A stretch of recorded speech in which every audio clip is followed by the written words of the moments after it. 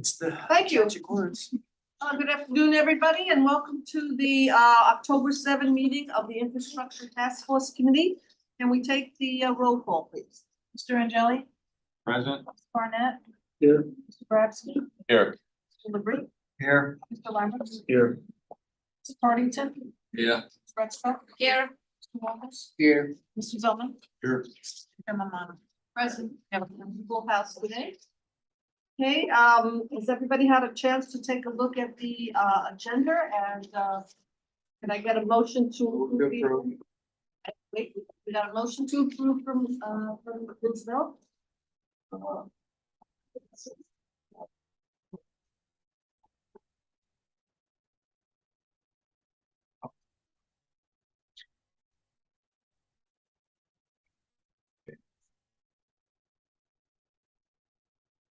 Does anyone have any objection to moving the comments from the members up to four to five board member presentation, as long as it's not too long, because we don't want everybody here too long. Yes, James? Does it mean we won't be doing comments at all at the end as well? Oh, And I may have comments. oh, then wait a minute, let me make a suggestion. Maybe there's a compromise. Can we do it twice? Yeah. Have him do a special report? Yes. For him, that way he can make a report on whatever it is he's doing without moving the whole thing. So we would add to the agenda, number one item, a report from Peter Partington. Except it's more in the nature of comments. Well, it's a report. We'll call it a report. How's that? Okay, with that modification, can I get an approval of the agenda? Roosevelt's yes? Yes, Gerald second. All in favor? Okay, quickly, the approval of the previous minutes, meeting minutes. Have everyone taken a look at them? Any comments? Peter has a Yeah. comment? Page 4. Last paragraph. Page 4. Last paragraph. Okay, It page 4. says, the last paragraph of page 4. Yeah. There's, Mr. Harlow concluded he did not believe either CEI or threshold inspections. Actually, threshold inspector.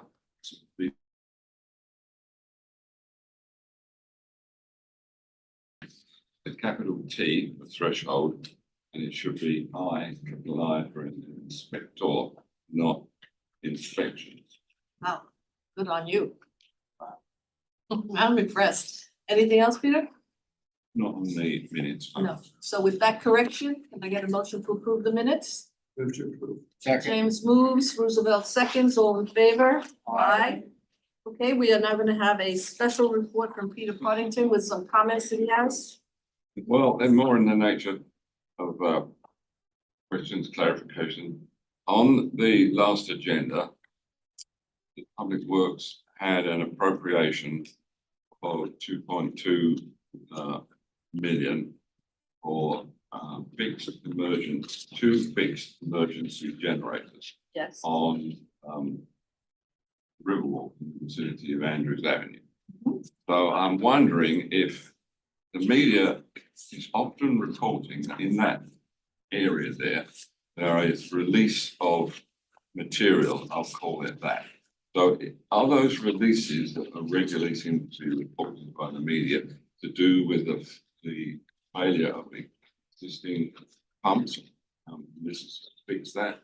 I get some clarification on that. So, we had a contractor on a construction site that was not doing proper management of dirt and debris on their site.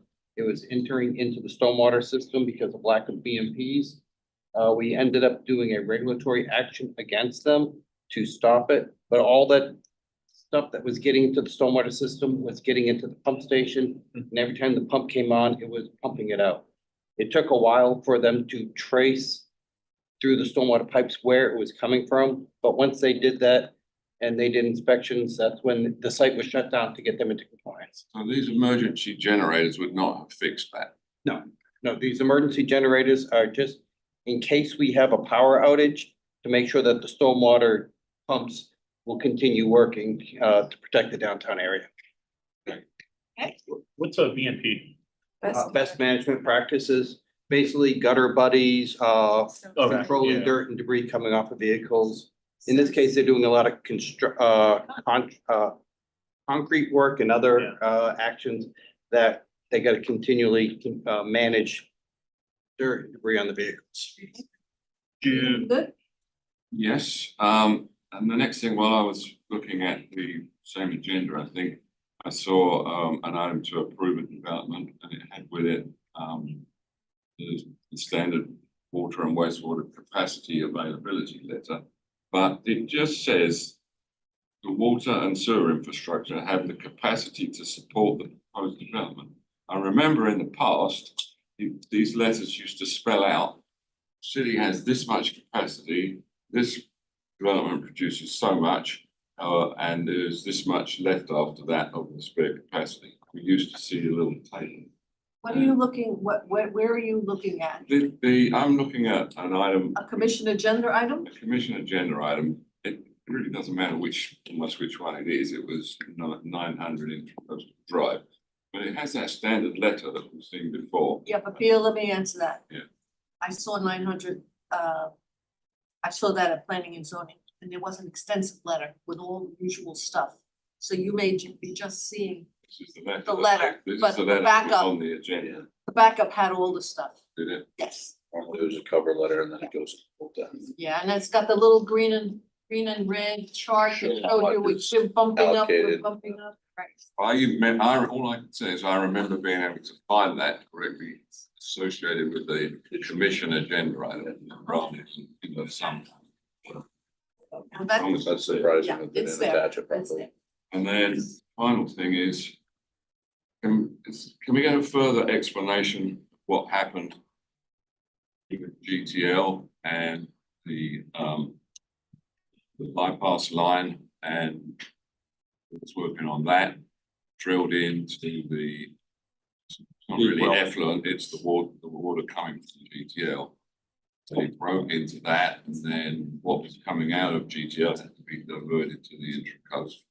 Alan's the guru on this one, and before you start, Alan, I just wanna say. On behalf of myself, and I'm sure other people feel the same way, we feel for you. We feel for all of your staff, especially the guys on the trucks. Who are trying to, do the best they can with the resources they have and. Almost overwhelming situations that we're facing with some of these rains. And I don't care what all people say on Nextdoor and Facebook about how crazy and bad and terrible you all are. It's not true. You're in service. So with that, please explain what happened. I appreciate that. So on Monday evening, right around 5 or 6 o'clock, I can't remember exactly when, is when we first got noticed that something had happened behind GTL, behind the Harbor Shops area. Initially, it came in a report that there may have been a break of a water main. As we went down and investigated, what we learned was that it was not water, but it was effluent from the wastewater system. And so as we further investigated, what we learned was that we are working on the redundant force main that connects the injection wells to GTL. And it was a subcontractor working for our contractor that was doing a boring, and they had punctured the 54-inch pipe that connects those two. So it was treated effluent that was coming up through the hole. So around 10:30 Monday evening, we made the decision that we could not stop the flows and we had to direct everything out the emergency outfall. And so we started doing everything into the intercoastal from that point to get pressures down in the pipe. And typically, because there's so much volume and the injection wells, it takes several hours to see pressure come down. By the next morning, we were still seeing around 200,000 gallons per day that was coming out through the hole. So we still had a very steady flow going out. And we determined that it was artesian pressure coming up from the injection wells that was causing the flows to continue. So we had to, not only, we had stopped on the GTL side, we then needed to isolate the injection wells to stop that flow from coming up. As we went to do that, we were able to close 4 of the wells off. The 5th wellhead, we could not get to close completely. The valve wasn't sealing properly. So we then went and we attempted to put in a line stop on a 30-inch pipe at the wellhead, which was not successful in slowing the flows. We then proceeded to go to putting in a line stop on the 54-inch pipe on the downward stream side of the break, which slowed it but did not stop it completely.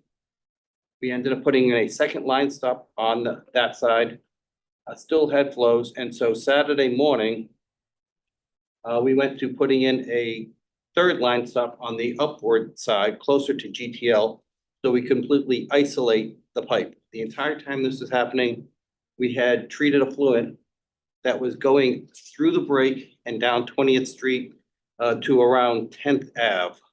So all on the roadway behind the shops, we had effluent that was coming up. So we finally isolated the break with the line stops on Saturday.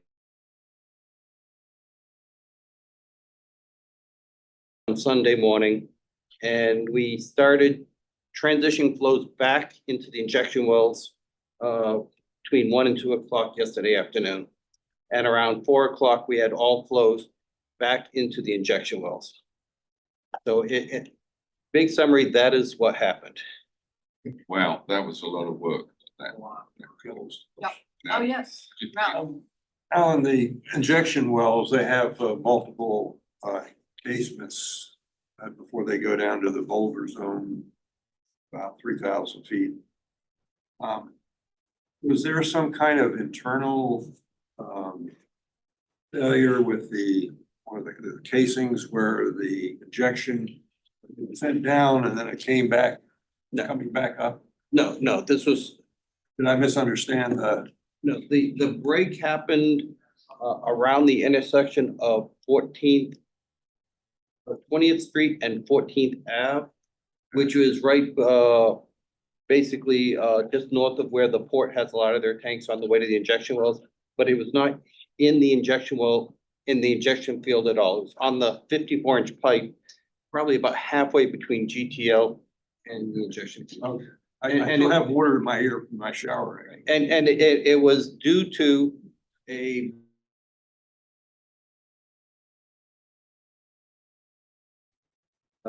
blade that pierced the pipe. Similar to what we experienced a few years ago in the raw water. Yes. Okay, another.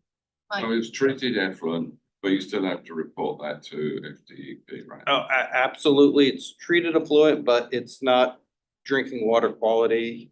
And in this case, what we had was treated effluent that was pumped down into the injection wells, but was backflowing from the injection well. So it'd been in the ground for a while and not even to the standard of what was coming out of the plant that was coming up through the break. Is there any issue with you said you had artisanal flow coming out of the well? Is there an issue with that needs to be followed up? No more than any other effluent that we may have flowing. What was the estimate on amount of gallons or number of gallons spilled into the? We don't have an estimate yet. They have to go through a process to evaluate, based on hour by hour, how many MGD we were treating in the plant, and then how much we were diverting down. Yeah. And actually, we have to look at how much was through the outfall versus how much went through the stormwater system, because there's different reporting requirements. So we're still calculating all that. And I should say that this whole thing is being investigated by the police also, to help us to get collect all the facts. But the focus for the last week has been more on fixing the problem than dissecting what caused it to happen and all the other details. That will happen in the week to come. What ultimately gets in the stormwater system does end up in the report or the coastal, right? I mean, Yes, but it's going through different areas, so they have to analyze how it impacts the waterways and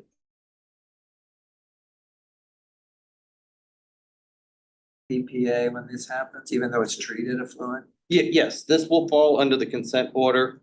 And so we will get assessed a stipulated penalty in accordance with that. And will the contractor pay the penalty? Absolutely. We will, again, we don't know exactly what it will be yet until we go through all this, but we have already told them that we will go out to them for all costs, including fines and penalties. Do you have a question? Yes, so help me understand whose contractor was, is it city hire or the port contractor on a city property? This was a city contractor to emplace the redundant effluent force main.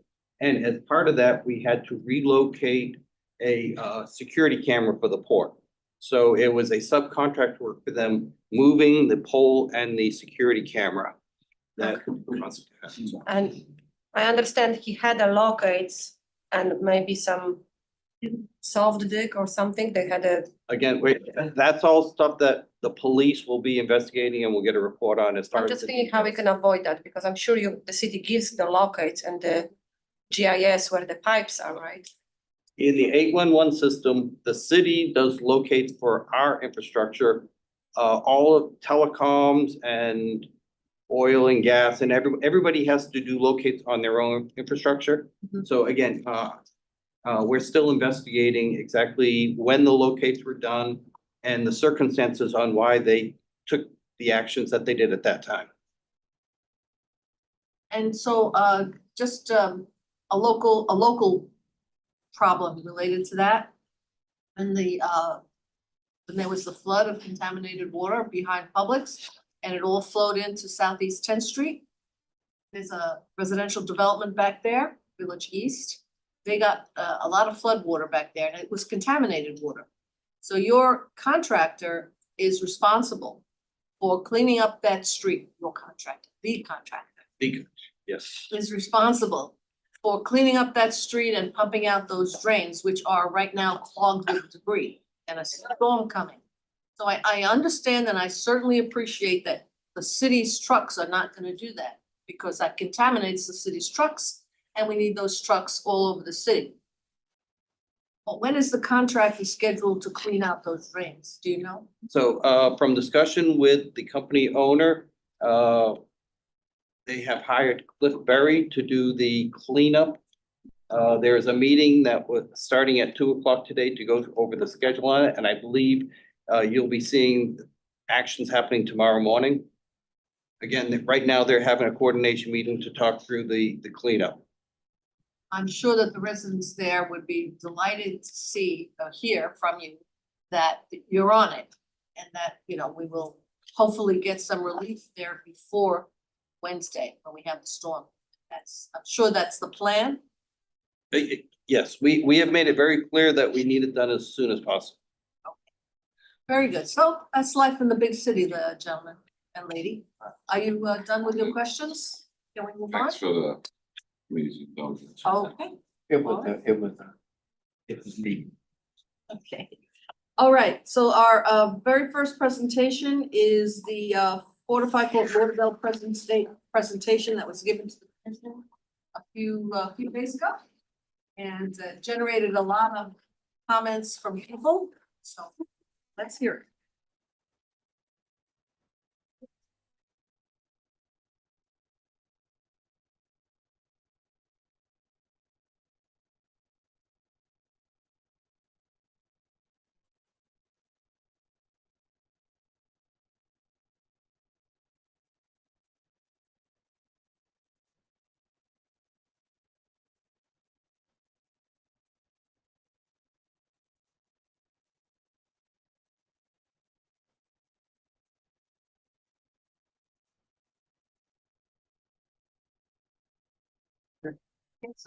While they're getting that ready, I need a definition of fortified. Fortified. Make stronger? I'm military because, and it might mean something different. Oh, okay. It's my understanding in this context, it means to make stronger. Why not, that's a good question to ask. I don't think it means fortify like we're gonna put, guns on the, yeah, and shoot people. Let's make it stronger. Fortified milk, big for that. Sherry is fortified wine. Same strong. Okay, You're right.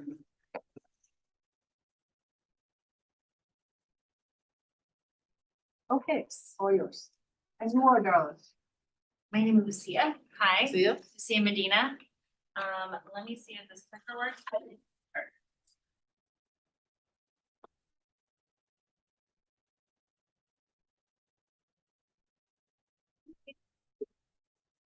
Awesome. Okay, so thank you for I am not, as was mentioned, we're gonna, create a fort around Fort Lauderdale. But really geared towards resilience of all different types, including flooding, storm surge, storm events, and I'll go through the program update for you guys today. So the agenda, do you mind moving the mouse off the screen? The mouse will just. Just that's fine. Okay, so for the agenda, I'm gonna go through the neighborhood projects, the original 8 neighborhoods, as well as the tranche 2 17 neighborhoods. We're going to present on our data collection, our conceptual approach, as well as the private resiliency program, the project schedule and public outreach. And then there's gonna be questions at the end. If there's a question before we get there, by all means, go ahead and interrupt. I don't mind. There is the first 8 neighborhoods are shown here: Edgewood, River Oaks, Dorsey. Does this have a pointer? Yes, but it doesn't show on the screen. So. Edgewood, River Oaks, Dorsey and River Bend, Durs, Progressive Village, Victoria Park, Southeast Isles, and then Melrose Manors and Riverland. All of the first 7 were born from the Stormwater Master Plan effort that initiated in 2016. The last listed there is under a different contract, and HDR is taking point on that neighborhood project.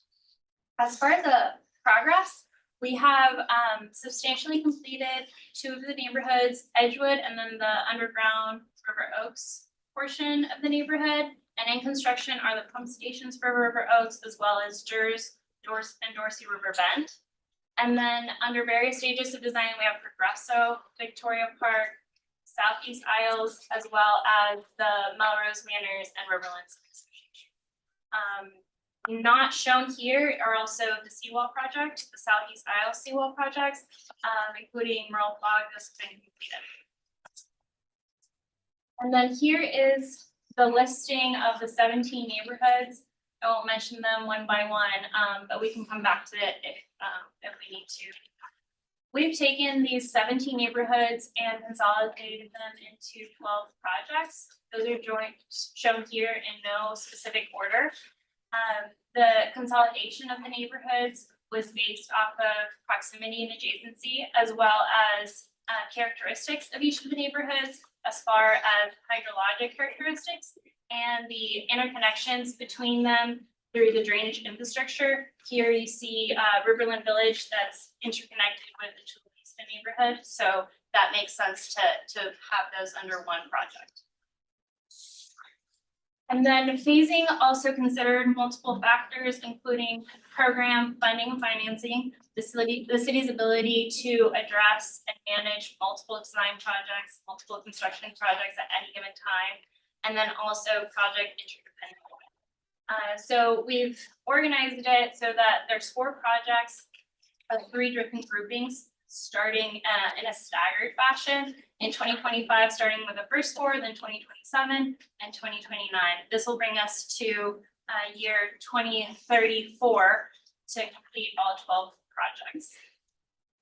So apart from phasing, we're also taking a look at prioritization of projects. This is ongoing. We're considering severity of flooding within the neighborhoods, critical assets, whether a neighborhood has a lot of critical assets in it or not, interdependencies, as I mentioned, as well as spatial distribution. We want to lower the burden on neighborhoods and traffic associated with construction. And then underway, we have been updating the stormwater model, which originally was developed in 2016. And we are in effort of capturing the most advanced resilient science and planning tools available.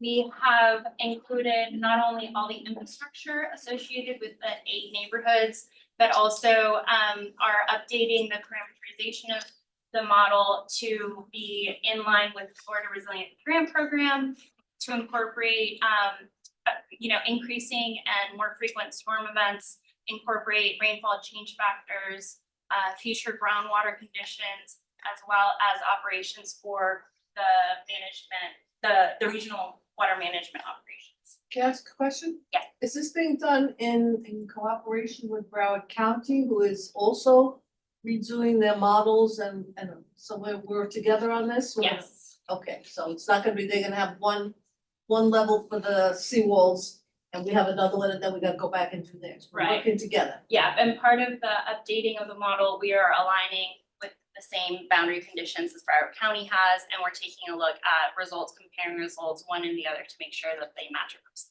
Great. Yes, Peter. Is this a standard model? To be pull off the shelf, countrywide almost? Plug in certain things with, especially. It's developed especially for the city of Fort Lauderdale. It started in 2016. We use a software that we put in all the parameterization, the details, as well as the city GIS, all the regional soils and. It's a standard software. Mhm. So what's that software called then? It's called Stormwise. It used to be called ICPR, but now they've recently changed and the branding is called Stormwise. Stormwise. Okay, and so for our data collection, we've started with a group of folks collecting field data in the 17 neighborhoods. We've done both wet site visits and dry site visits. And we prioritize the areas that are showing flooding in our preliminary modeling results, as well as low elevations, topographic elevations, and areas that have shown to have repetitive losses from FEMA. Excuse me. Yes. What do you study when you look at dry conditions?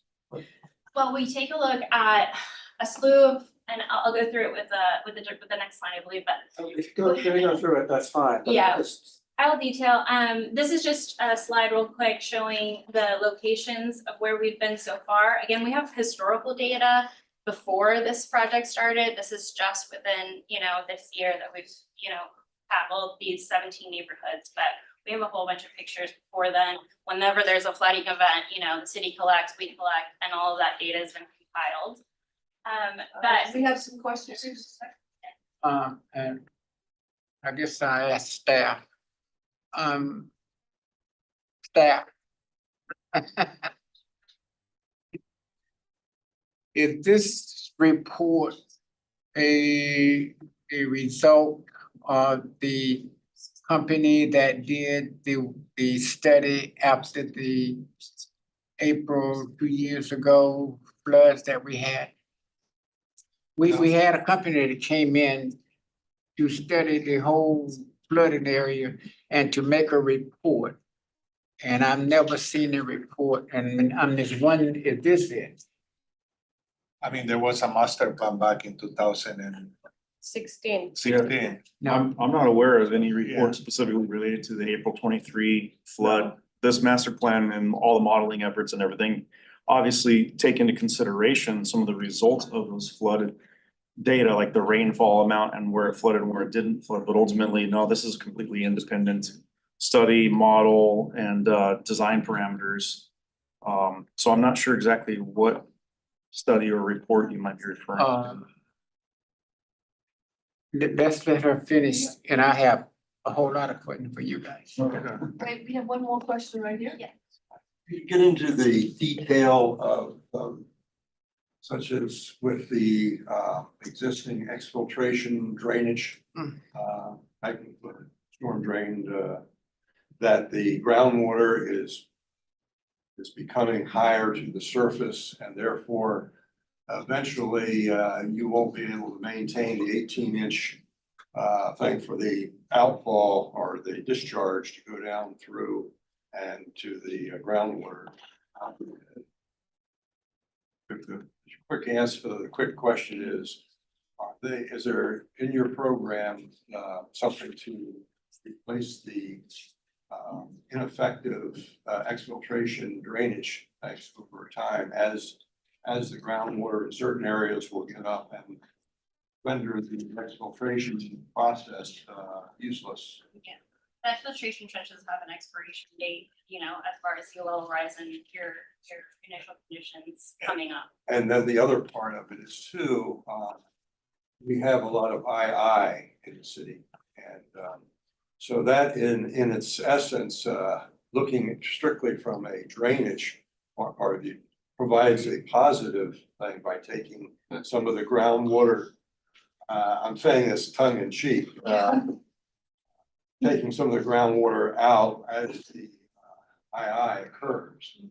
And but once the II is repaired, replaced, of course, this is going on, and we can see the amount of additional flows at the George T. Lomar wastewater plant with the increase. We'll get the heavy rains, we'll see the influx of the totals at the treatment plant. And is there something that you can use to value, you know, your an indication, despite the fact that it's being distorted by this what I described already? Right. Well, our model does not include INI, so we're using basically the most conservative, that there is no INI, the most conservative approach that it is what it is. As far as your question on exfiltration trench, I think we're careful because we know that they have an expiration date, these types of systems. The county also includes exfiltration trench and swales as the only two methods for water quality.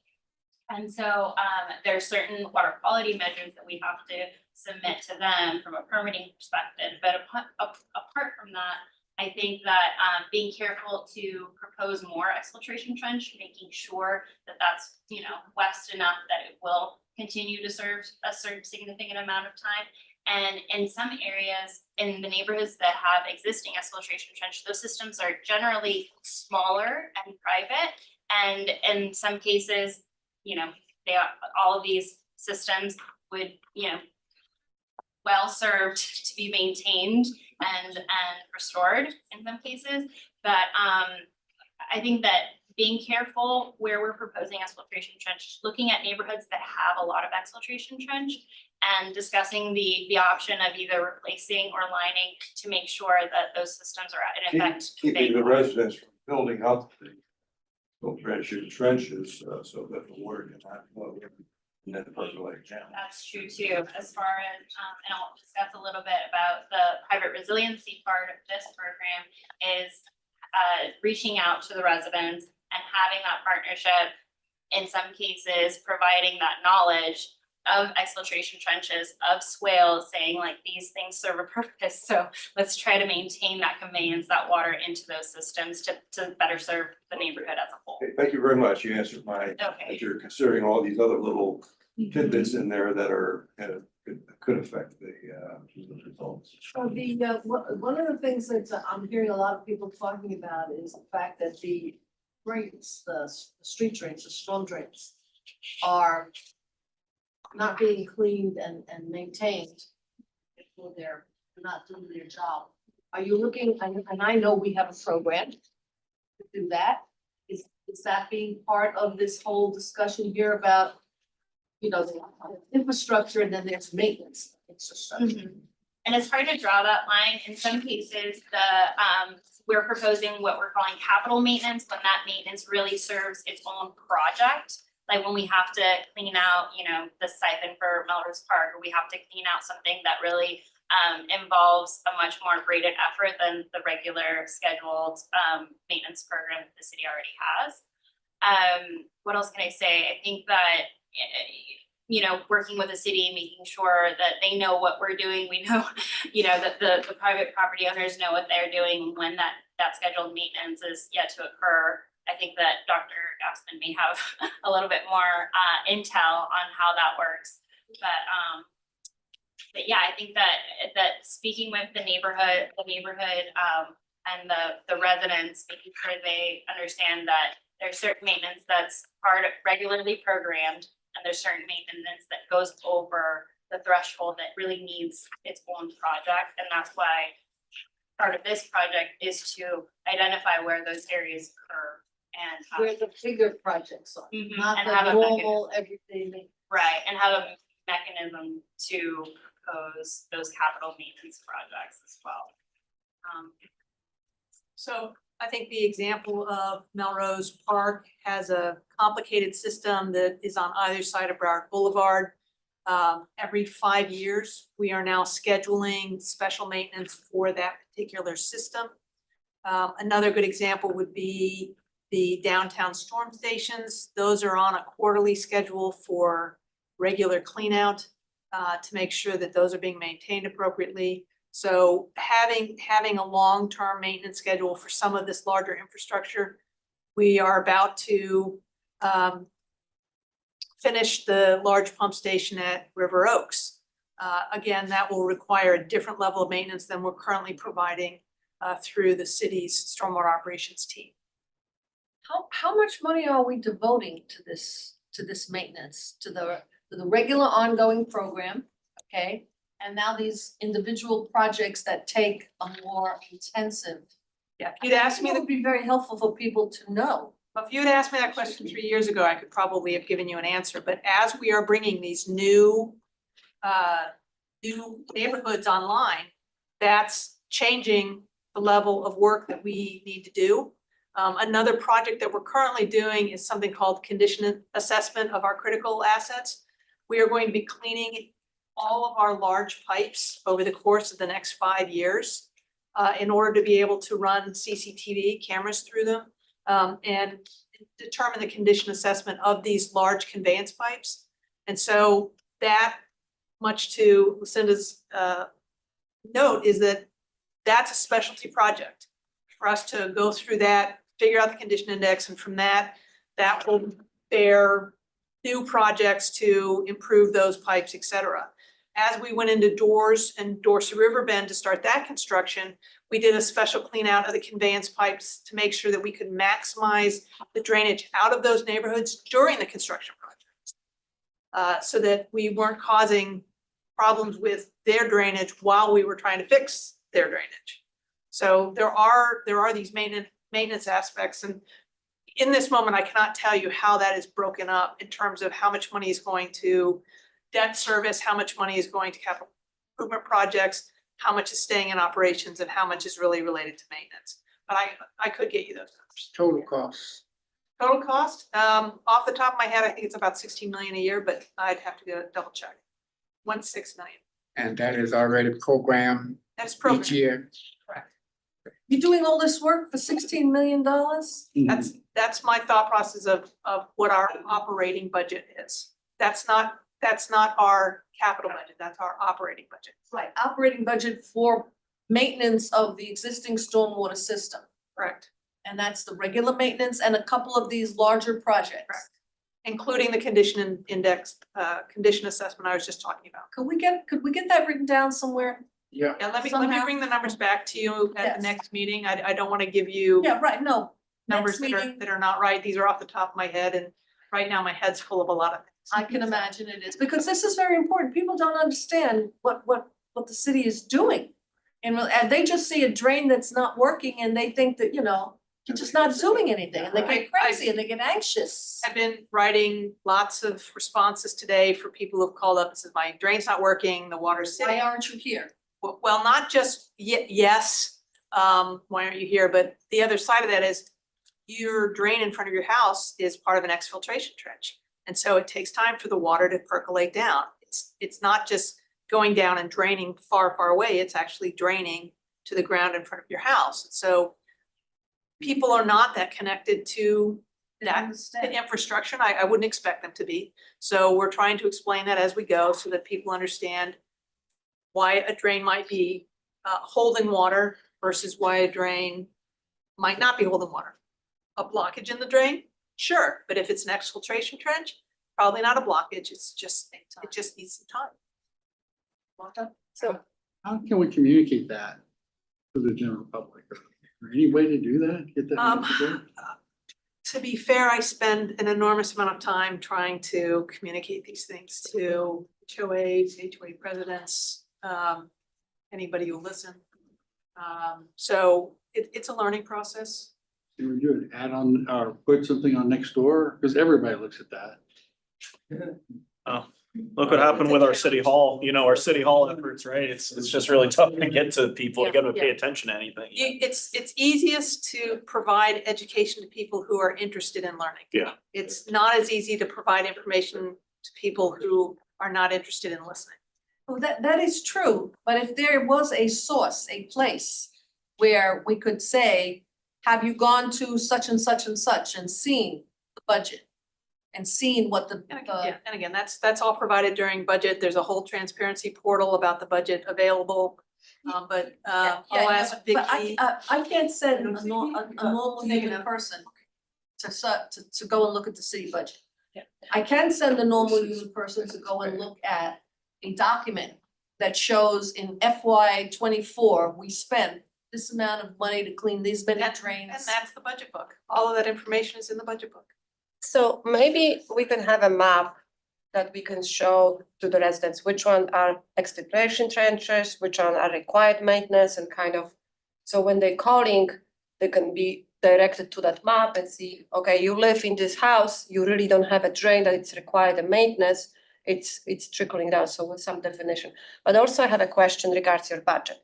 So how are we funding the stormwater? Is that built in our water wastewater rates? Is that a separate with the taxes? How are we funding stormwater In program? the past, there was a dedicated stormwater utility fee on every residence, what was called the utility bill.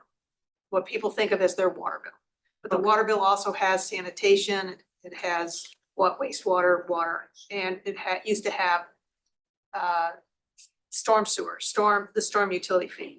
A few years back, we switched the stormwater utility fee over to a non-ad valorem assessment on the property tax bill. And so now it shows up on the property tax bill as a line item specifically for stormwater. Look now how much we pay. Look at your Maybe it's not enough, but I think for the communication standpoint, if we can at least redirect them to the map or something, I think that would help you too to answer all those emails. So in areas where we've had significant challenges with drainage, and I'll take Melrose Park as an example.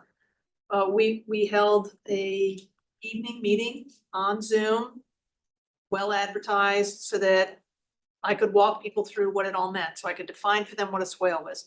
So I could define for them what an exfiltration trench is. So they could understand how the water flows around their neighborhood. Yeah. There's nothing simple about drainage, as much as I would love to say drainage is simple, but it's not. And But maybe it's a huge curve to help people understand how the drainage in front of just their house works. yeah, and they may be complaining because, like you said, some of them they inside the HOA, so it's not like city is gonna maintain. So Yeah, that's the other I'm challenge for stormwater infrastructure throughout the city. There's private infrastructure. Whoever owns the road owns the stormwater infrastructure. So on Broward Boulevard, that's county or state. Andrews Avenue is county. And so when we get those phone calls, we're not allowed to touch other people's infrastructure. and I agree, and I think that map would help because at least Yeah, and again, clarify for the people why city is not maintaining, because they think it's because it's in the a city is maintaining. And that's something that we spent quite a bit of time here at Infrastructure Task Force is there is this perception that I never saw you clean my drain, so you never cleaned it. Well, do you work during the day? Yes, well, so do we. So Yes, we had this conversation with the commission at the October 1 meeting, which was no one's ever cleaned my drain, one of the commissioners stated, and afterwards I sent her all the dates that drain was inspected to in the last 18 months to determine whether it needed to be cleaned or not. So it's a challenge. It's how do you get to 184,000 people and have them all understand and embrace the message? It's a challenge with every message that we have in the It's a city. challenge and we all face challenges in our homeowners associations and our businesses. We all face, and we have to keep plugging. Yeah. And so I think, part of our mission Bring the is solution. public input. And this is very important for people. So I like your idea of a map. At least to start out with a map saying, this is the counties, this is the states, this is the cities, and if it's not on this map, it's yours. Okay? Really, no, to show them that, we understand the big picture. Like, I think one of the things that Cinda will be covering is that as part of our Fortify Lauderdale efforts is we are going to be launching a private resilience component of outreach. And specifically in my division, we are hiring a dedicated person just to do outreach on resilience. And that will be staffing that we can help bring to bear on these kinds of questions related to how does my stormwater system work? I'll take this opportunity to thank you, Dr. Gassman, for a couple of years back over in Imperial Point where we got together and we looked at 4 catch basins. They were exfiltration type, but we found out that they were really holding tanks. And you had the ability to go ahead and convert one of those holding tanks, and they're all interconnected into an exfiltration drainage system, so that there was no flooding anymore. It solved the problem, and people were giving me credit. I said, no, Dr. Gassman got in there and made it happen. I could only. That's right, I jumped down in the catch basin. Clean it out. Okay, well, We have a great team here, but Thank you very much. these are some of the challenges. We've gotten a lot of calls today because it rained during high tide and the water could not go out the drain. And so people wanted us to send back trucks out. It's like, give it a couple of hours. It'll be okay. could you explain why the drain on 17th Street and Eisenhower Boulevard blows up like a geyser on certain days? I don't know whether it's a question of the high tide coming in or what, but literally it blows the manhole cover out and it's like a geyser going up in the sky. Stormwater. So Stormwater. yes, that would be called a hydraulic grade line. So basically the pressures that are coming from upstream, which could be higher elevations or just simply mass flow of water coming from the upstream structures of pipes, is coming down to this area that happens to be either a lower elevation or a lower pressure. So water flows there and it gets to the point where in order to balance the pressure, the water has to rise up to a certain elevation that's popping out of the top, because that's what would be the hydraulic grade line or pressure equivalent. Oh, okay, because I can't tell you how many phone calls I got about that. What is, Yeah. now I know, it's pressure. Yeah, and it could be anything from if it's connected to an outfall, the high tide is causing that Get back up too. pressure and the flow coming down can't get out. Okay, Or it could be a clog, who knows, anything like that. It basically violates the hydraulic grade line that's used to design the drainage things, and it just. Yeah. okay. Having Let's see. DOT. Unless there are other questions? And I'll add that, for the tranche 2 neighborhoods, for the design, and even in the original neighborhoods, we have a maintenance component to prepare it for construction, as Dr. Gaskin said, to make sure that the existing infrastructure is indeed functioning as it was designed so that it can handle the added flows that construction is. Okay, so, during our site visits, we go out there, we utilize Survey 123 to conduct a survey to take note under dry conditions, the conditions of the swales of the existing infrastructure. We take a look at if it's accurate, comparing it to the city's GIS atlas. We take a look at outfall conditions. If they have existing outfalls, we just take a look to see if there's something evident or significant to note regarding the outfalls. And then we also take a look at what possible mitigation strategies could be applied to that neighborhood while we're standing on dry land. Because it's different, obviously, getting out there, the more you get out there, the better you're gonna have an idea of what can occur to make that area better. We take a whole bunch of photos and upload it to Power BI dashboard. This is just a snapshot showing photos, some statistics. Oh, hi. Yeah, Sorry. yes, I wondered before you went Yeah. to. And your mitigation process. Once upon a time, about 6 months ago, they was talking about a possibility of raising the roads or the streets, whatever you wanna call it. And that will be part of the overall stormwater master plan. Is still part of. So raising the roads, it's definitely on, it's not off the table. It is a mitigation strategy, but we're taking a look, we're taking a look at other programs such as Miami Beach, that they did something similar to that effect and it wasn't as effective as it was all promised to be. So, The worst thing you can do. yeah, so we're taking a different approach. If you raise the road in front of my house. Yeah. And flood my yard, Yeah. you got a problem. I'm serious, I'm serious, y'all. Yeah, so I will go through more specifically the adaptation strategies that we are considering down in the slide deck. But yeah, we're bringing all this data in to our, oh, Dr. Gaston. I'll just address Roosevelt's question. We are bringing a policy statement of sorts to the commission regarding the elevation of roadways at the November 19th conference. And so they'll have an opportunity to discuss if they want to adopt a specific policy which sets the criteria for which road should or should not be elevated. Do I need to come and speak? You are always welcome to come and speak, sir. I'm not. You are indeed. I'm not. What to say. I'm sure there'll be lots of opinions offered at that meeting. Thank you. You're welcome, sir.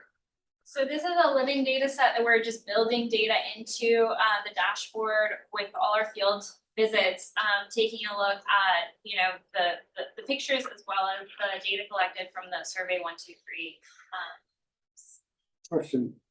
When under swales, what are you looking for in particular with swales? So for swales, are there swales? Is it paved? Are they respected in the sense that, you know, there's no gardens and people generally respect that area, or do they park all over them? Is it maintained in the sense that is it cut down and you can still see that, you know, cross section that a swale should have? Or is it really becoming, you know, a barrier for water to get into? It really goes around and starts pulling into the adjacent driveway. Yeah. So that's what you look for, but this is a big issue in my neighborhood. So you gather that information, that's going to help you decide. So there are opportunities to rehabilitate the swales, to create swales where there's none. Who has the opportunity, homeowner or the city? So swales generally fall into the city's responsibility if it's within the right of way. So also having that understanding between the homeowners saying, okay, this is the right of way, and you don't necessarily own the swale, so you know, don't build into it. Does having a swale include driveways that say remain level, or does that require them to be dipped as well? Have a culvert. Sorry. I don't think the city's gonna come in and change the driveway that's existing. Well, If you that's build the it, question I'm you- asking, Shane, because When they're built, they're required to have, Yes, in most neighborhoods, they're required to have the dip. if they get a permit. if it's a new If they get a driveway. permit, there are a few places where we're having problems with tidal flows in those locations, and they were.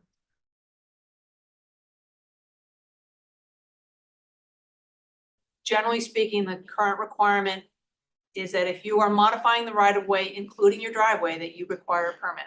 Well, there are so many driveways that are done without permits. I understand. And that's created these barriers or dams. So even if you have a swell in your yard, not gonna go anywhere because your neighbors have built up their yards and they're even with the street. Or they've planted trees and all kinds of landscaping. It's a huge problem. Yes. And I don't know where you're gonna take that. That's really why I'm asking. They, you know, relative to that, the city used to have a program called Save Our Swales. We still do. You still do that? Yes, sir. Nobody knows about it anymore, they've forgotten about it. And the point being is the city would redo your swale, not your driveway, but you had to sign an agreement that you weren't gonna park on it or plant trees or whatever else conditions were attached to it. But in return for that, you got your swale redone and nice new grass. So I don't know how active that is now. Would that include taking a swale that's currently level and full of rocks and digging that out? Yeah. Yeah. Yes. Put an invert in it. How much money have we spent on that program in the last fiscal year? And can't answer the question specifically. But a few years back, we had designed a proactive swale improvement program for specific neighborhoods that were more reliant on swales for their drainage. But that was right about when we started having these extreme rain events. We have not been able to do much of that program, but we do still have the Save Our Swales program. And when we do see opportunities, and Melrose Manor's right behind Broward Boulevard is a great example. We had a 3 or 4 block swale, and that road was flooding all the time. And we went in and rehabilitated that entire swale. And now during a typical rain event, we don't get that level of flooding anymore. So the swales can be extremely effective. We just finished doing LiDAR, ground-based LiDAR, and we're developing a swale asset coverage so that we can now start tracking when the city does swale rehabilitation. And part of that coverage also tells us where we need to do swale rehabilitation. So this is all part of our asset management program. It's all part of our condition assessment of our system. And we're working through that bit by bit. And these kind of programs help set a baseline when they go in and they redo all the swales. We'll feed that into our GIS system so that we'll know that those swales at this point in time are in good shape and working as designed. Those are important. I think that you can, you know, improve a lot of the drainage, local drainage, functioning, respected swale. And I don't disagree with you, but there's so much abuse of the swales all over the city. Yeah, I think it starts also with having those discussions with the homeowners. They may not know, you know, the purpose, if it's not just for water quantity, but also for water quality. They don't. And They don't. They just want extra parking in front of their house, so they put all these rocks down. Or they wanna keep their driveway straight, do nice landscaping and, you know, they know. Is that something what code enforcement can monitor and issue the violations? If James is on there. I don't think it's illegal to park on a swale, is it? No. No. But It's Like illegal filling with the it's rocks. illegal to modify the right of way Yes. without a Yeah. permit. Yeah. Yeah, And like- there are times when the city has been more or less lenient about enforcing those codes. Yes, Jerry. This is all great stuff, provided something gets done, and I'm sure it will. I got a more fundamental question. I live in Victoria Park, and I can tell you that my car keys are what I'm telling What kind of car? you. To be honest. 2002 Corvette. I'm thinking. 17th Avenue and 6th Street is a puddle. 2.5 inches of rain, you got a puddle there. It's not because of the swales, it's because that's where it is. 8th Avenue and 4th Street is a bigger puddle. And 12th Avenue turns into a lake. Seems to me that, is there a list of those places where you can count on, if there's water, it's going to be there? is there a list that we have Yeah, rolling? in this process of Mhm. gathering the data, I think those guaranteed spots should be included in that list, because if you don't fix those. People won't see that there's any progress. So, and this is the primary goal from our original outreach is to go to the homeowners and say, where is their flooding? And does it happen every time it rains? Does it happen once in a while? How deep? And so we've baked that into the first series of outreach meetings, and then we're gonna circle back and talk about the If I may comment on yours, we had a recent problem over in Imperial Point on 56th Street, where I sent in information regarding it would flood because the swales were basically, people thought they were doing a service by building them, by putting in new sod. They in fact took out the 6 to 8 inch invert. They built up so the water couldn't get in there, so it stayed in the street. And it was, the streets were sloped towards the intersection, so the intersections would always flood. But having sent that into our wonderful people at in Public Works, they had been advised of this problem before, and they put it into a work plan.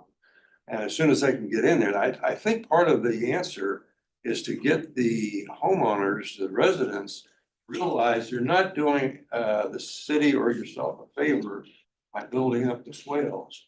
You gotta maintain that invert so water can sheet flow off the roads and then drain and percolate down. I think that'd probably be most of the problems. There's some that have just so much water and not enough drainage area that it will go down. You need, drainage systems in there, but that was another example that mirrors what you were talking about. Those three places that I mentioned, those are not the only three. That's our first tranche. I know. They probably have done it already. We'll see. Victoria Park is within design, so, It's not um, the design yet. yeah, so Okay. there was an outreach associated with Victoria Park. Rachel's noted the intersection, so we're gonna go back and take a look at that closer, but it is part of the design that's ongoing now and slotted for construction in this coming years, so. I think a lot of the things you're thinking about have to do with grading. Somewhere during sometime in the behind times, or times, street got a little dip in it, or it's subsided and there's a little dip in it. And there's no drainage plan in the world that's gonna change that unless you can pump up that little spot till it gets to another drain. Yeah, okay, can we keep going? And the grading, yes, and the Upstate grading, that I just overheard is the grading improvement. So here is potential mitigation strategies, a toolbox, if you will, of different tools that we can apply.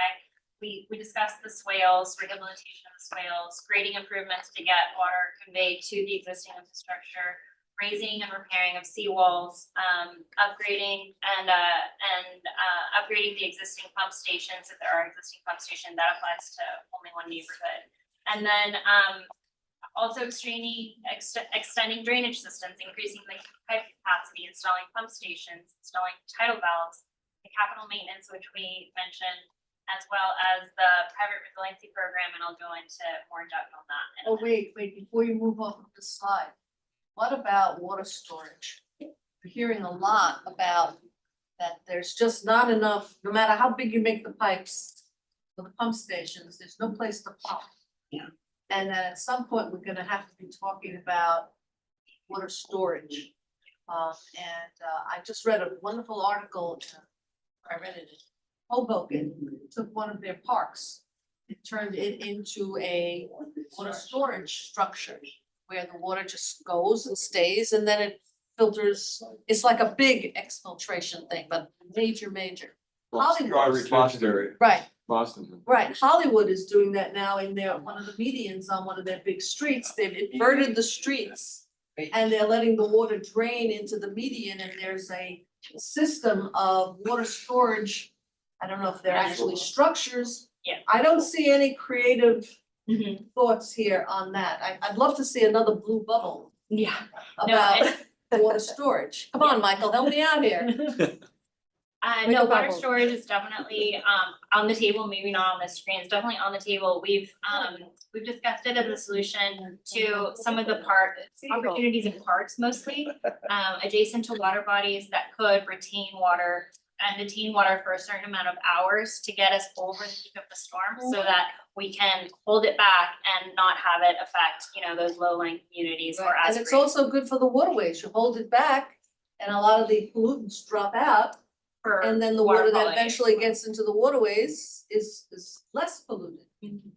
So There is I a, find that as an issue that with this, yes, Peter. So we've been told by developers, brought this up at the time. But some developments have injection wells for their surface.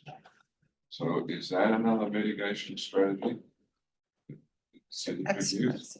The problem is typically that the areas are too low for that to get the wellhead that's required to create that gravity injection. So on streets, it's normally not feasible. Well, it has been done, it's just because those streets are a couple of feet higher than the prevailing elevation of the private. Most of the and private where the developments development was, well that makes that much of a difference. Especially now with the supposed raising of the groundwater elevation. The county's saying it's at 3 now, so you'd have to be at elevation 5 And before if you the go well down, can turn on. I mean, leaving aside your point about the head, et cetera, if you go down far enough, the groundwater. It's all about the specific gravity and difference between saltwater and freshwater. And you have to have at least 2 feet of head over top of that water table before the gravity can actually inject that water down. So does that mean that is unlikely to be a method? Even developments can handle their water on site? As the groundwater table comes up, it makes it more challenging. Because the developers downtown keep telling us, oh, don't worry about the stormwater because I have an injection well. In And I most- take all most my cases. water and I dump it into this injection well. How does There's, that work? Well, remember the finished floor elevation of a development on private property is typically significantly higher than the elevation of the public right of way. So they have, to Shane's point, additional elevation to gain that pressure head for the water to drain down into those wells. So they don't actually pump it into the well, they're Most using of the time. gravity. Most of the time they don't. There are cases where they do install pumps in order to improve their capacity. But when you do that, then you also have to consider which aquifer you're draining into. And ultimately, you typically have to drill a deeper well. And then from there, your head elevation, your head pressures are different, more salinity in the water you're pumping into, more expensive permits, more expensive wells. But if you're only doing 1 or 2 on your private property and you're building an $800 million high rise, then it's probably not that big of a deal. We would have to install thousands of wells and cost hundreds of millions. So that's the difference between private property and public right of way. the Department of Regulation has something to say about that too, because they'll require you, if you're in a saltwater intrusion area, make you shoot down into the saltwater area and preserve the fresh water that's above that. The other thing is you're limited to how much you can pump down. Yeah. So there's a lot of tentacles on the developer in trying to get rid of that water. Has to go through a lot of stuff before he can even pump it. Just like you're alluding to, there's some treatment that they have to perform, be able to inject it down. But Well, I'm not convinced so far that it's not somewhat viable strategy. And I put it in the context of, we're desperate here. We had 26 inches of rain a year ago. And the thing that surprised me about the climate change is not the ocean elevation, it's the amount of increased intensity of storms, and it's only going to get worse. And you know, few swales is not going to address it. We need to be thinking outside the box. Maryland had one thing that's not up there. What we hope to develop is extreme circumstances, injection wells. So some of these ideas also you consider the cost benefit, how much water you can actually get down there and how much costs. may not be on my slide, there's a slew of ideas, green infrastructure, opportunities in parks, underground storage systems that we have had in the past, we have designed. And in some cases for South Florida, it makes sense from a cost perspective. It doesn't. We're taking a look at those opportunities neighborhood by neighborhood, but we're starting with these as the first, broad stroke to make sure If that I we may can make a address. suggestion, having done this for 30, 40 years, how about a light blue bubble? With, possible new creative ideas, just Sure. so that people Yeah. who don't know you personally. Not thinking about Yeah, yeah. it, so graphically it might be It's a good I'll point. give you the slide time, thinking outside the slide. something like that. Okay, Okay, so this is a matrix of the 12 projects and we've paired them with some of these adaptation strategies. I guess I would have to add another bubble in this slide as well. And then I wanted to take a closer look at our private resilience program because I think that's significant. In order for us to really improve resilience, it's not one-sided, just the city. This is a program that has to do with bringing in the private property owners to the table and really seeing that partnership, see where the responsibilities lie, and to fill some of those gaps, whether it's knowledge, location of what's happening in my neighborhood, just overall knowledge of what the possibilities are for improvement and what the city is doing about it and what they really are responsible to better prepare the whole neighborhood and the whole city. So our private resilience program is basically 4 steps. The first is review and gathering data, review of existing documents and guidance documents guidance documents and programs. And then also conducting a significant stakeholder outreach to collect those various perspectives and building in guidance documents geared towards the residential audience as well as the commercial audience, and developing a cost share and grant program recommendations. So to go more specific, we're reviewing and we have reviewed over 50 guidance documents and programs, and we're taking in some cases sections, pieces that could be applicable for the city of Fort Lauderdale. And then we're having various outreach engagements. We've already had a city staff meeting and we're scheduled to meet with the homeowners via the Council of Home Associations in November 12th, I believe. We also have been in discussion with the chamber to discuss business owners' perspective as well as the development community that should be scheduled soon. And we are building all of this, collecting all of these perspectives to build the guidance documents, as I mentioned, 2 of them, and then the tech memo that discusses the cost sharing grant. come again about the cost sharing grant? Yes, so this information is going to be built into essentially 3 deliverables. One of them is geared for single family residential guidance document, what can a single family residential audience do to improve resiliency. The other one is for commercial, and the third is cost share with the city, what the private owners and the private sector how we can have a partnership to share those costs and what grants can be associated to go forward and really fund this partnership of private versus and city going together towards more resilient. What can condominium owners do and large residential projects do? I mean, seems to me that we're putting a lot of burden on, it looks like you're putting a lot of burden on the single family residences. What about all the other residences? This should be a shared burden. We're all, trying to make this work together. I can't get out of my condo. So why should all the single family residences be the focus? Again, another box, because if you're on Nextdoor, just recently, this whole idea about the EMS fee got all mixed up with why aren't the condos paying? Why is it only the single family homes? Which of course wasn't true,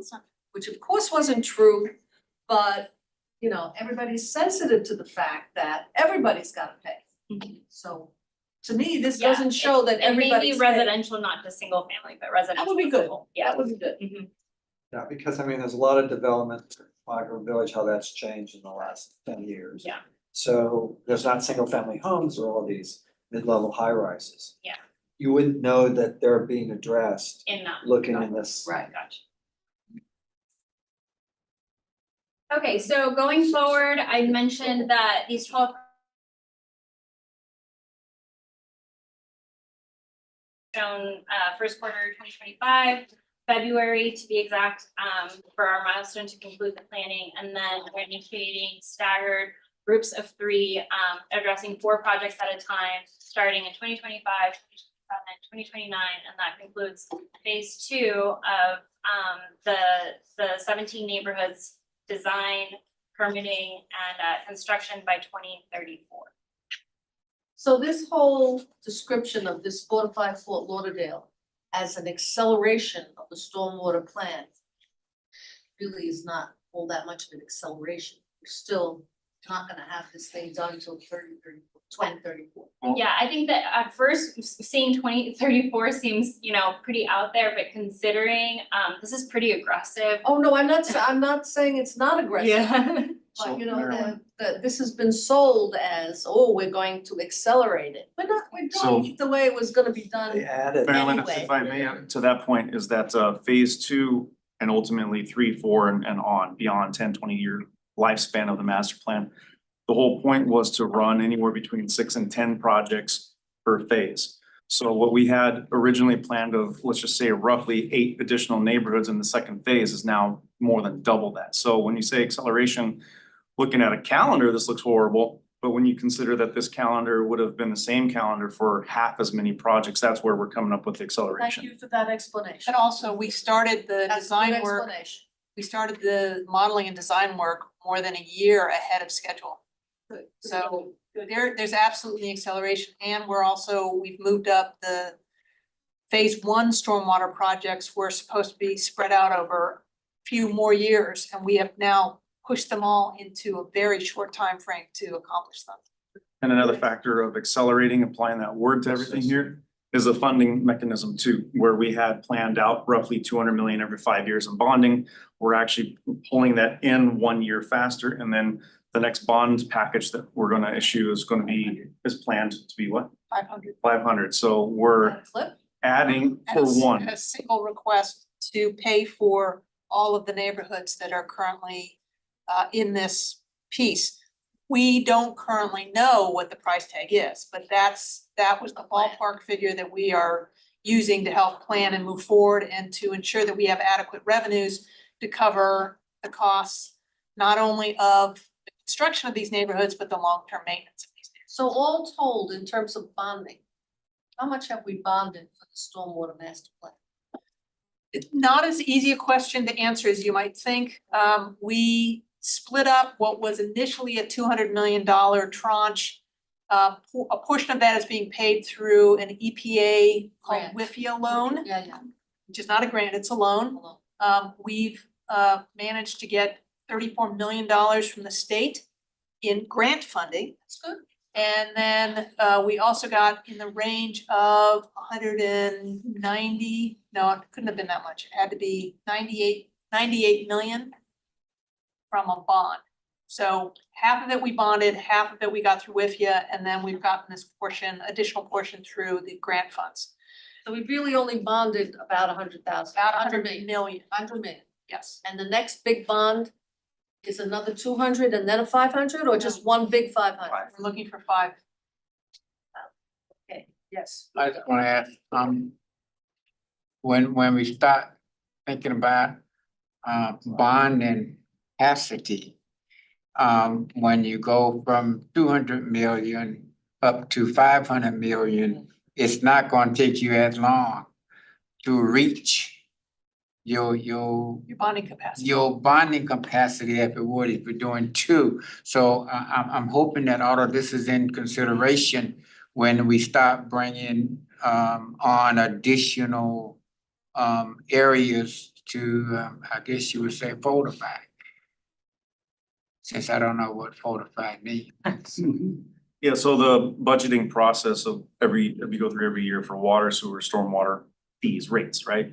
This is all considered, what do we currently need in order to operate our system? What's our typical capital outlay every year? And then in addition to that, what's beyond our typical capital outlay, which would be these bonds, these bonded projects. So we already have built into the models that were used to essentially justify the rates or rate increases that we've recommended for this next fiscal year. So each fiscal year, we go through this exercise looking at the next 5 to 10 years of funding. 10-year sufficiency, so that's 5 to 10 years capital plus also sufficiency in order to make sure that our rates are set at a level to be able to justify these bonds that we go for. Yes. So stormwater is a poor relative, the sewage problems and the water supply. And I think this committee can congratulate themselves for making it a high priority item. It was this group that 7 years ago picked up some plans that were effectively in the drawer and said the stormwater, said these need to be moved forward. And at the time, it was the big thing that the commission did was to agree in principle to a 200 million bond for stormwater. And it is only because of that that we have got in the ground, which I believe is already going to help this week in Edgewood and possibly a couple of other neighbourhoods. So don't forget that the commission has been of the mindset that they're bonding for 200 million of stormwater projects. And although that's all good news, climate change, particularly rainfall, seems to be moving faster than we can. It is what it is, Peter. Statement. All right, are we finished or are we getting close? Yeah, getting close. Also, we have a cost database this is a living data set as well. We've developed to compare bid prices from all the program projects. So you can see that over the past 3 to 4 years, seeing an escalation, but this tool is going to gather, bids going forward on the program, and you can see it by item, and you can use it we will be using it to improve our cost estimate and allows us to see our trends. So this is just improved cost estimating on the projects. It collects all the data and does a comparative analysis. What did a 4-foot diameter manhole cost for Edgewood? What did it cost for River Oaks?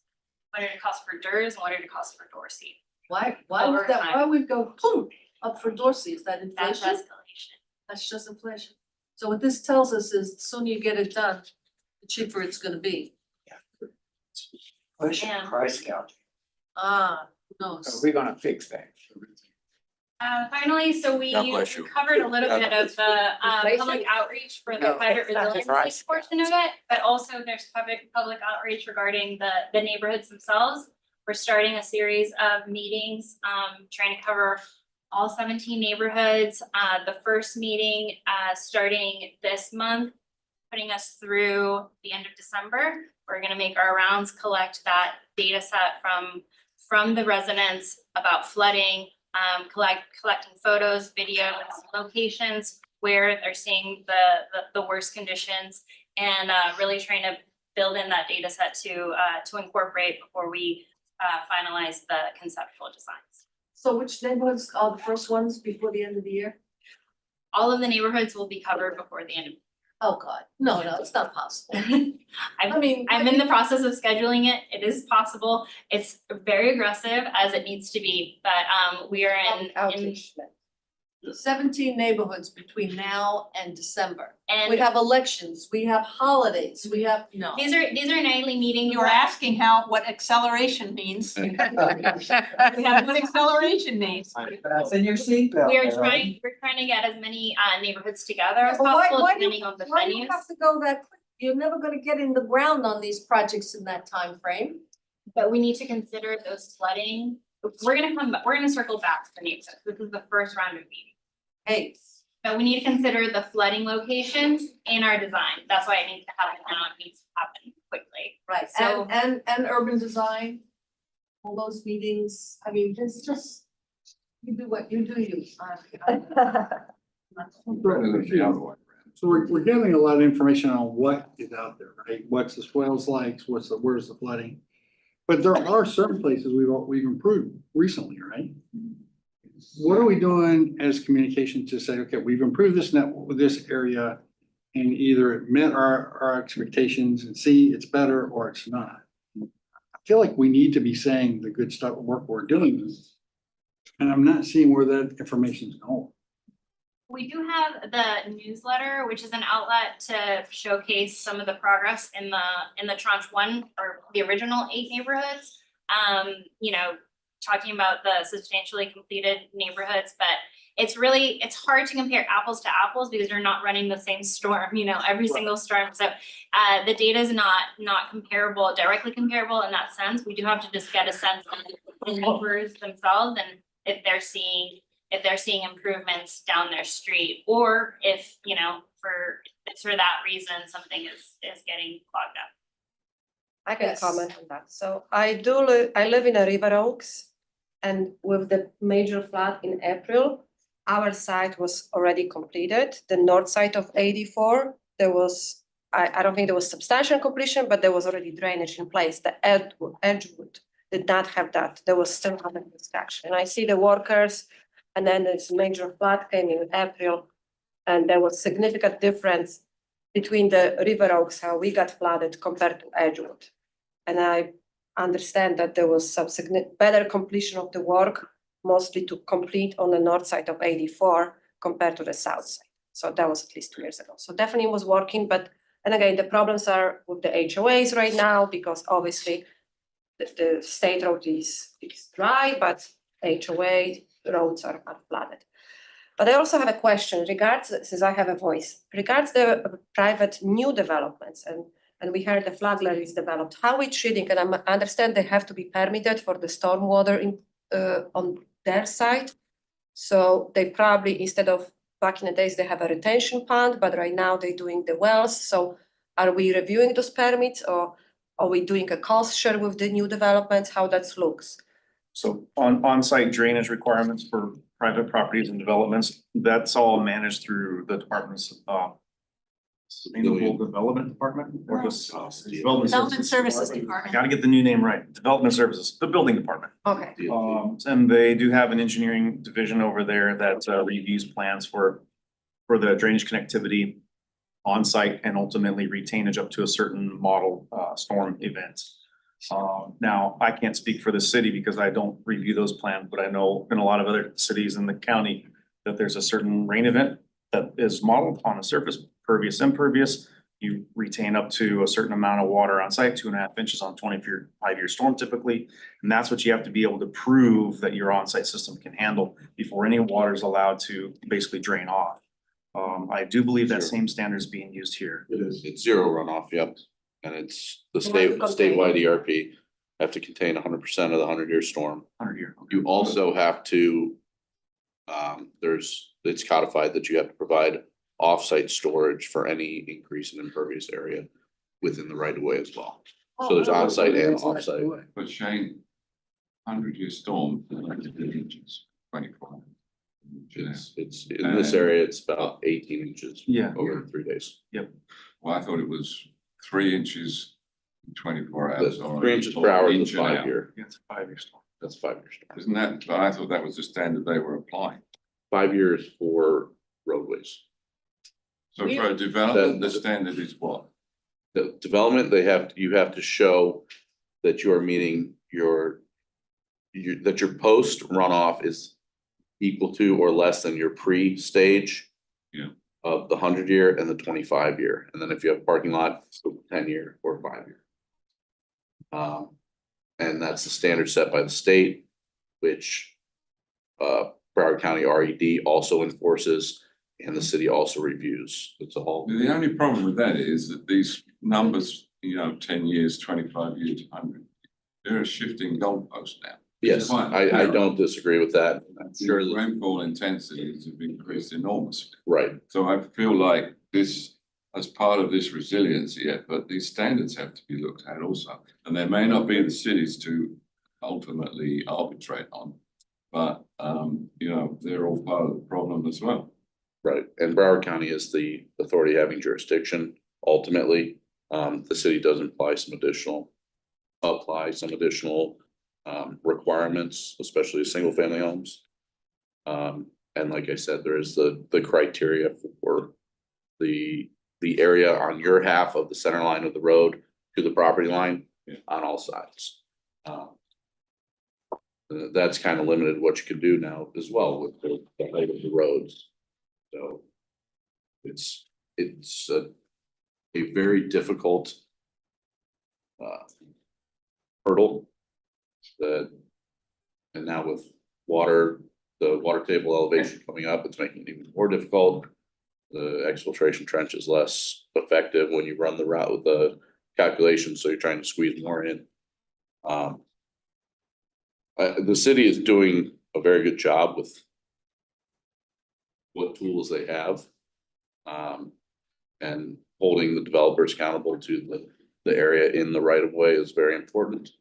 So they're doing their part. And those counts that you do to accompany a development for runoff, to show they meet these standards, they accompany the development in the same way that sewer adequacy and things do. Yes. Yeah.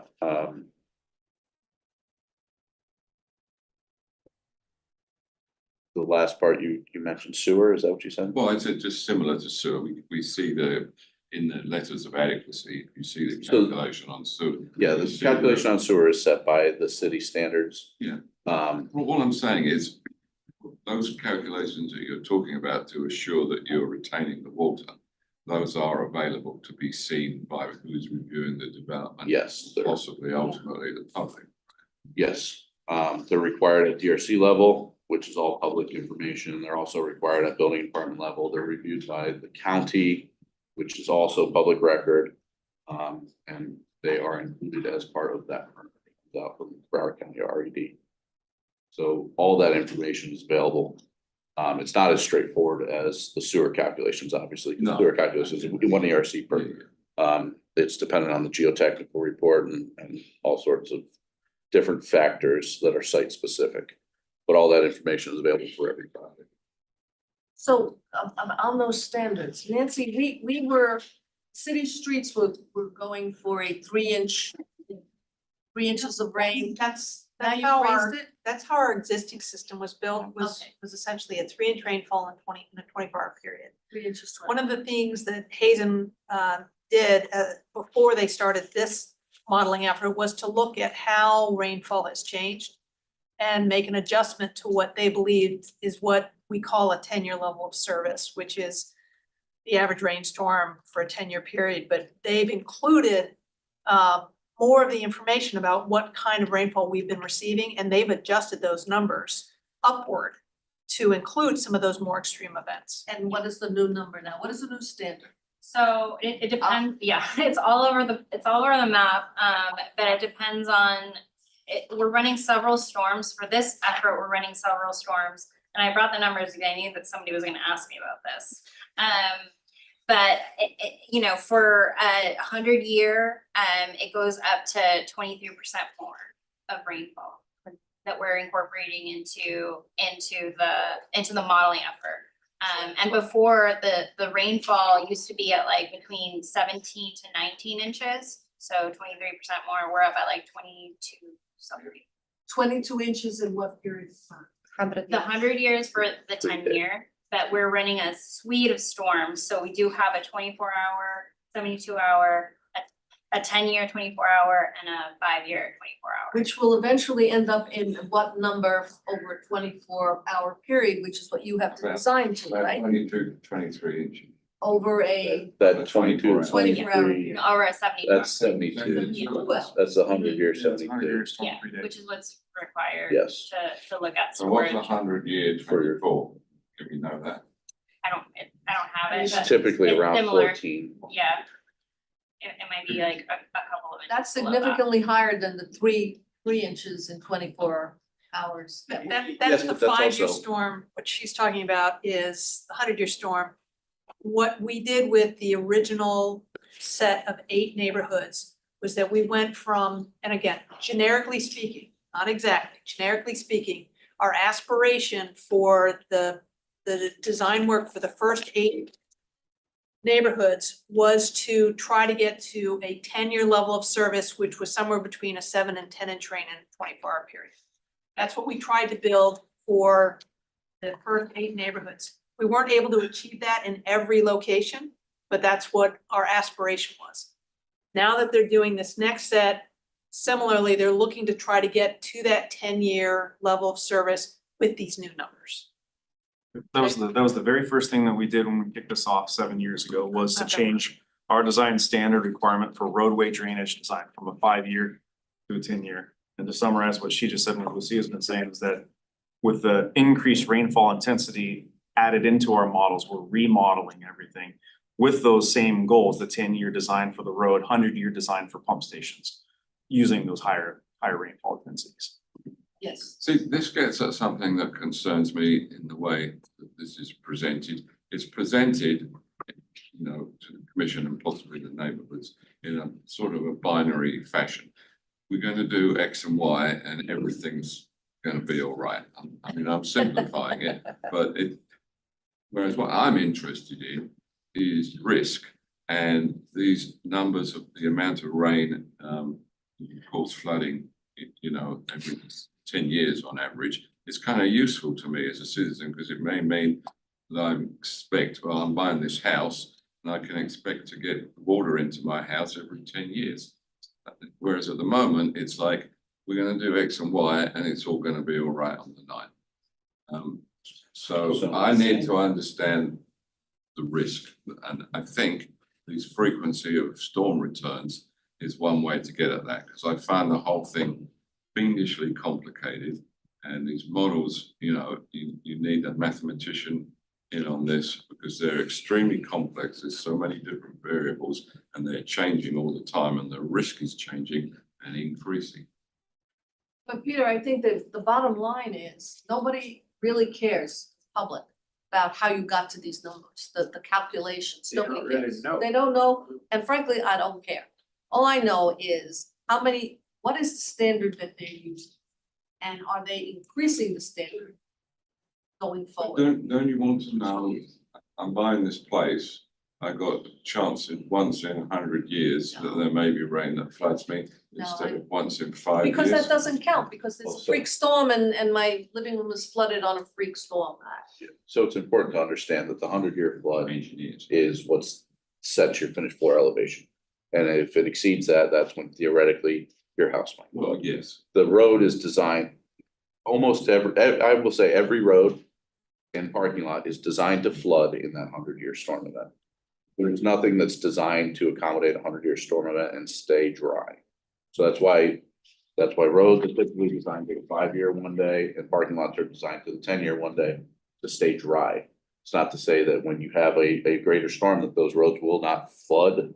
They will hold water and it will perk down, like Dr. Gassman mentioned. It's designed to slowly perk down and take care of that water, but it's not designed to stay dry in every storm event. But your house is only designed to stay dry in a 100-year storm. That's the That's the statewide standard. criteria. But that's to do with raising the floor elevation. Well, and that's a little bit different, because that's the BFE +1 that's dictated by the FEMA flood maps. So that's a little different than the 100-year, but that's one of multiple criteria that you set your finished You floor. see, we just heard Chris say that they were signing in on the first of the projects, the Edgewood one. They bumped the standard, but it's still only a standard of once every 8 years or something for Edgewood, 10, but for Edgewood. So, you know, those houses in Edgewood were all flooded. There was water 3 feet high. And they can't control, you cannot put enough drainage into a neighborhood to control houses that are built too low. And that's the problem with most of the neighborhoods in Fort Lauderdale. What they are doing is trying to keep the roadways and the public property dry in a 10-year storm event, which is going above and beyond the statewide criteria which is a very difficult thing to do in these low-lying neighborhoods. And that's a very difficult sell. Right, Because I'm seeing it now in the public discussion. That the city is admitting and saying, our job is to keep the streets clear. Our job is not to make sure you don't flood. Correct. And that's a very, very hard sell, but it's true, it's true. And where that stems from, quite frankly, is we cannot build a drainage system to drain the entire earth. exactly, And more importantly, where the roads are, that's what we can control. If your house is below the road elevation, there's nothing we can do about that. All I'm really saying is, we need to more explicitly admit that, rather than coming go up. out with this program and everything will be hunky-dory. I think the I think first there's line in But I this don't think report they're should saying, be. they're not saying, we're gonna keep your yard from flooding your next drain. They're trying to resolve the Yeah. issue that exists now. No I'm one is. being a little, Yeah, but no, I don't think you're being, Roosevelt, you first. I. Don't point your finger at him when you start talking. With things that being put in place to handle the 100 and all these other measurements. Who, what is monitoring? I wanna build a house.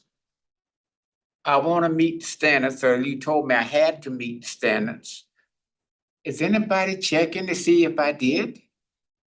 Who? If you're building it, so Building code. for every project that gets reviewed by the city, as Chris was saying, it goes through a DRC process and over to building permit. There are follow-up inspections that happen, so they do a series of surveys that show the elevations, and then there's a final elevation certificate that's issued on the property. So they do go out there and they look at it and they get all that information that's put up in the backup. Certificate of occupancy. you're not getting your CO without building it at the right elevation. And what about? They're designing the property, so I'm saying the land, the water stays on that property. If we're in a rain up to X. Correct. Only The hours. limitations, which Chris was absolutely correct, is 2.5 inches. So, I mean, and you all have to recognize, and you're kind of saying it now, is that, you know, beyond a certain amount of rainfall, you just can't contain it. I think I have 2 more slides. I know this drew out a I lot know you longer said- I than know you expected. I do apologize. This is just one more timeline showing there's a lot of things going under development. The modeling, the conceptual exhibit, the conceptual design development, the private resiliency program, as well as the neighborhood outreach and the private resiliency outreach. This is all gonna keep us going towards that phase 2, which is starting in 2025. And on through the construction and implementation of the designs. And then in 2034, considering the neighborhoods, the original 8 neighborhoods and this tranche 2, 17 neighborhoods, the city will have addressed 55% of the city of the most flood prone areas of the city. So I think that's something to be proud of. And I'm excited to see the resiliency and how the improvements take effect down the line. So that's all I have. Thank you for your time. You've been good. We are available to answer any other questions if you have, and obviously the city has all my contact information, so feel free to reach out. Are you leaving now, Lucia? I'm gonna be sitting right here. a Okay, little bit. then I wanna talk to you about next week. Okay, sounds good. does the model run on a PC or you need something visual? It is a PC. We do use virtual desktops. So my PCs are in New York, and they're just the same as any other computer, except they have they're like supercomputers in the sense they have a lot of cores and a lot of processing power. But I have 4 machines and they're running in parallel, trying to get through each of the watersheds for the city. It's quite of a beast of a model. It's not something that you like, you know, Can't you do it on- you So store on. when you change the inputs and you see the results of that, how long does it take to create? So it depends. Each given watershed just running through a suite of storms could take up to 30 hours. Can I ask a question? Do you work for the city or you consult? Oh, see, I didn't know that. We Yes, should have ma'am. started from that. So we have a consultant doing this for us. Yes, so Absolutely. she's Who's with, the consultant? she's with Hazen and they are prime consultant for the program management of the master plan. Okay, and they did our sewer master plan and now they're doing the stormwater master plan. Yeah. Okay, very good. Thank you very much. Thank you. you. Okay. I know we're running pretty late here. That was It's invigorating It was conversation. good. It was Okay. good for us. Okay, now in the new business, hurricane strategy and plan for the reconstruction of the Barrier Islands discussion. I How timely. well, I wasn't planning that, but I was the one who brought the new business on. Okay, As a result of being questioned at a government affairs for the Fort Lauderdale Chamber, a question that was directed at me, so Senate Committee of the Council. And that is, what's the infrastructure task force doing about the original word that was used was preparation. The two words that are commonly used about a hurricane, like what's going on right now, is preparation and recovery. okay. We're not talking about recovery here, or even restoration. It's a different question. It's, and we're about to have some very empirical data upon us because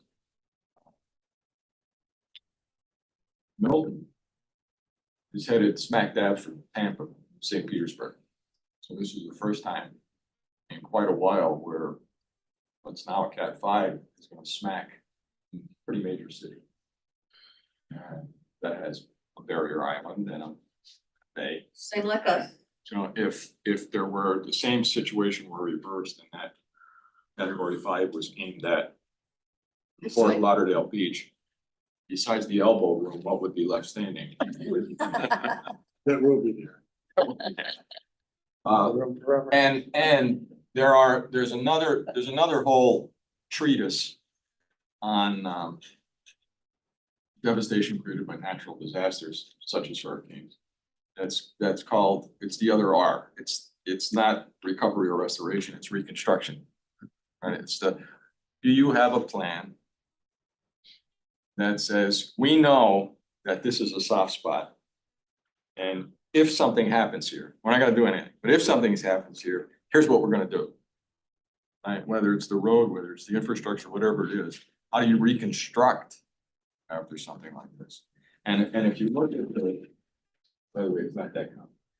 If you take the storms apart, learning from a hurricane is episodic.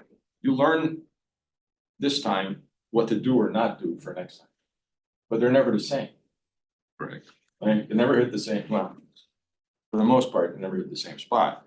But if you look at in English, so not meteorologically or 100-year talk, if you use English to describe the storms,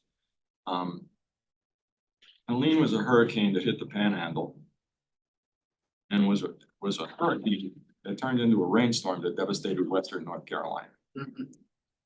And there was no plan for that at all. They didn't plan to get that wet. Ian, a year and a half ago, took out Sanibel Island. It was gone. It's gone. Right, in Fort Myers. Irma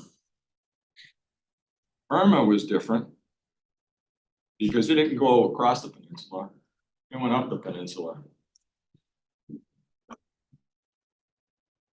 Harvey didn't hit here, it hit Texas, but Harvey was more a rainstorm than it was. Maybe it dumped 70 inches of water and Houston didn't know what to do with 70 inches of water. Michael overran the Panhandle, but it wasn't a major city. Dorian, because of a stalled front, sat and spun on Grand Bahama, turned Grand Bahama into toothpicks. So it would be interesting. It's an interesting question. What are we gonna? There's a major category. Let me rephrase that. When I moved here 25 years ago, and you looked, and you went up high on an overpass or something, and you looked at the beach, there wasn't a picket fence of high rises along the entire beach. And I know that they say the infrastructure has been hard, the new water treatment plant can withstand category 5. How do you know that? Hazen and Sawyer designed it. Category 5. And to your point, is there a 6? Well, category 5 starts at 155. One of these guys, Dorian, was 185 miles an hour, sustained winds. So the question that was asked was, is there a reconstruction plan? Blue sky kind of stuff. For Fort Lauderdale or Broward County. I know Broward County and Fort Lauderdale have recovery plan. I know they have, Vicky told me that there's a plan for, here's what we're gonna do to protect and recover or rebuild the infrastructure. But what about the rest of the place? So I think we should see it as a group. We should know what's in it. There is a plan? That's what Vicky told me. I'm not. There is a, well, my experience is there's a written document. Yes. Which most people have, populate the city's emergency center. But it's largely informatory. You call X and Y to get additional trucks in for debris removal and things like that.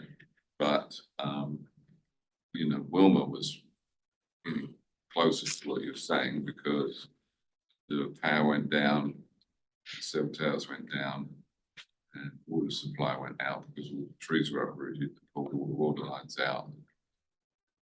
So you started, but like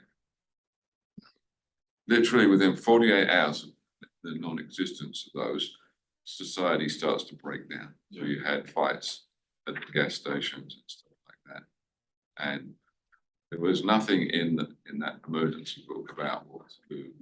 People are fighting to get gas. That's been addressed to a certain extent, as you know, by some gas stations being required to have generators. But I'm still confused. Are you looking for a plan that's existing that we can take a look at? Or are you saying we should be making them? First, in that order, Okay, is there one? And what do you want to do? And should there be something more robust? Chris, do you know the answer to that? I mean, I'm thinking that I'm sure that emergency management has, books about what to do in an emergency and protocols to follow, when the water doesn't come and the electricity's down. I'm sure there's books and books of protocol. There are. And is that what you're and I interested in? I know that from the jobs I had in private industry. Okay. I was responsible for that stuff. 95% of it is aimed at preparation and recovery. But not rebuilding. Restoration and reconstruction, I don't know what's good. Okay, because I think what happens in restoration and rebuilding is like what happened with State Road A1A after it got washed out. We hustled and we got a state grant and we rebuilt the road. Sanibel, the bridge to Sanibel. They hustled, they built another bridge. I mean, the obviously, to me, the plan but is here's the always, let's question. go, is that wise? Is that, no, it's not, is that wise? Was that identified as a soft spot prior to? Did you know what to do when the bridge got wiped out? Or did you start designing after the bridge got wiped out? I don't know the answer to that. There is a document that we have that Jermaine Fraser. Jermaine Fraser was gonna send to her. I don't know what's all included in it, but I think it has a lot of these things that he's talking about. So we'll get the document, we'll send it That's a out, start. and then we'll, Perfect. You can start. Okay. One last point, Yes. one last point that it shouldn't be lost on anybody. Irma, the one that went up the peninsula, thought of something. You always hear about evacuation routes. Well, if you look at the history of Irma, it was supposed to go up the east side, then it was supposed to go up the west side, then it went straight up. So there were a lot of people from Fort Lauderdale who headed to Orlando. Never got there, but on the way found out that the hurricane was going over there and came back this way. So they were on the road for 12 hours. And absolutely, that's why I'm not leaving. Well, I'm staying. Well, How much more trouble can I get in? here's the fact of the matter. If you look at that, the number of people who have to be evacuated out of Florida, out of South Florida at any given moment in time. There's not enough ways out of here. So if you're not out of here a week ahead of time, you're evacuating in place. Yeah. Right. Parking lot. Yeah. Right, and I think that, you know, there should be an acknowledgement of that, because when we do these major development projects and they get a letter from Broward County saying, oh, there's absolutely enough capacity to take on the evacuation routes to take the new development. I remember it from the Galleria, you know, like 2,000 units, and they got a letter from Broward County saying, oh, there's plenty of evacuation routes off the beach Yeah, it's I-95. to get to I-95. Who are you kidding? It's traffic in a normal day. I mean, you know, It's, we delude ourselves in many ways. it's learning.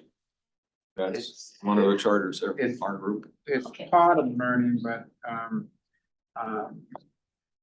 along with Gray Line, Broward County Transit, and, one of the major bus companies, they rely on those vehicles to move you, but once the wind reach 45 miles an hour, it comes off the road.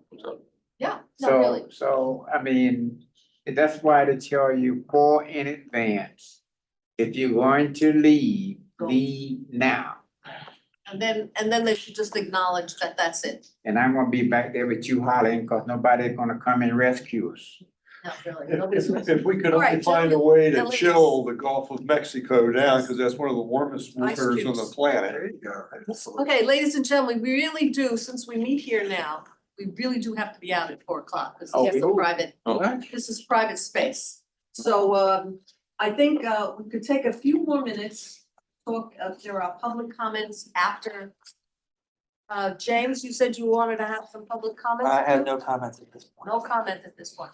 So hearing no additional comments, I suggest that we adjourn the meeting and return this conference room to whoever owns it. Thank you, ladies, very much. And we'll probably, I don't envy you 17 meetings between now and December.